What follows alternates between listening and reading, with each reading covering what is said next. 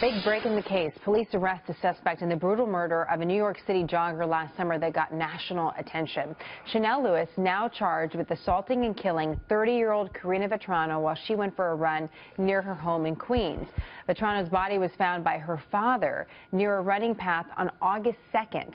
7 days later, officials collected male DNA evidence, but no matches were found in any database. Essentially, the case was very cold.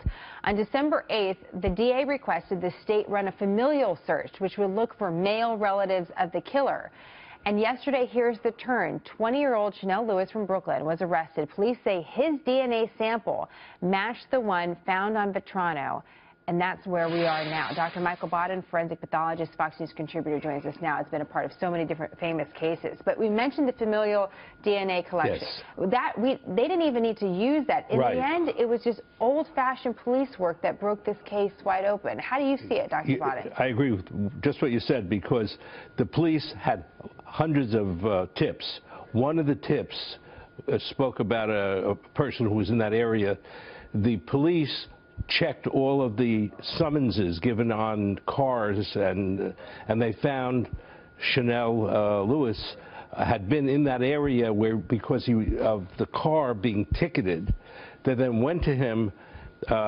He agreed to let them swab his mouth for DNA, and it was a perfect match with the DNA under her fingernails. So talk to us about that, because of your expertise with forensics. I mean, first of all, he just willingly gave up his DNA. Yes. But the exact match means what in court? It means it's like 99% that he had contact with the decedent by many ways, but one of them was he had scratches on his body when he came home that night. She had his skin under her fingernails, and that all took very important police work.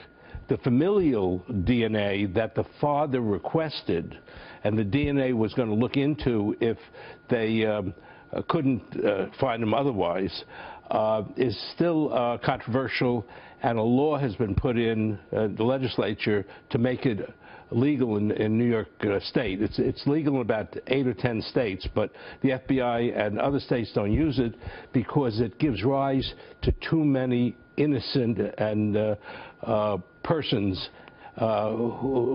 false positives. You know, the parents were so vocal about wanting to make sure that no stone was unturned with this, and so they really fought for it. Just really quick, because we're going to have to run to Tampa. How important was the fight by the victim here to making sure that her killer would be found? It was very important, because if all else fails, if he wore a condom, they couldn't get DNA on the autopsy. Normally in the rape kit, they got it under her fingernails, and it was under her fingernails because she fought back and scratched him and got his skin under her fingernails, and that solved the case. Wow. So here we are now, finally, with the break that the family so desperately wanted. Wow. So desperate. I mean, we could understand that for sure. Yeah. Dr. Bodden, great to have you on the program as always. Thank you.